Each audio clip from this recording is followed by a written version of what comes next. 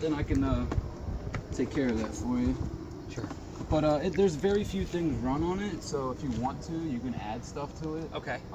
It's 12 volts. I think it's only, I believe it's only the radio and I guess one other thing that's run on it. So yeah, I mean, there's plenty of room to add to it if you want to. Add items on. Yeah, absolutely.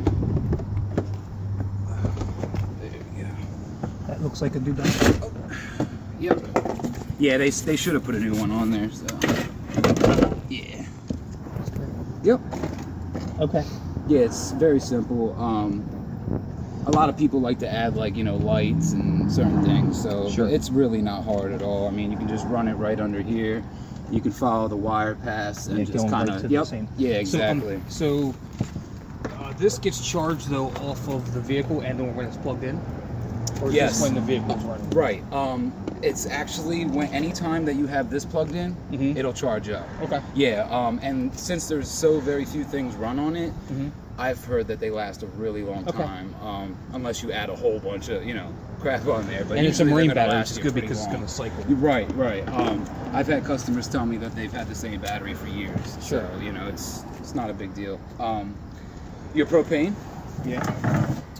And it just sits on it, right? That's how it stays? Yeah. Let me see how this one is. Yep. This basically locks it in. Okay. This right here. You can undo this. You just unscrew that, and then you twist this off, twist these off, you pop them right off. There's nothing else holding it except for this, but it's on there. It's not going off. So, propane's really cheap. And then obviously, Right, and you're really only going to use these if you're like out in the middle of nowhere. If you don't have, you know, you don't have an outlet access. Yeah. But usually people don't really run these unless they absolutely have to.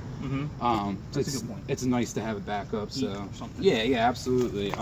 And like I said, only if you're, you know, out in the middle of nowhere. If you got, I don't know if you plan on going to like a site where they have, you know, outlets and stuff that. Yeah. So I mean, really, a lot of times people don't usually use them up too quickly unless they have to, but it's relatively simple. I mean, like I said, they just screw off right here.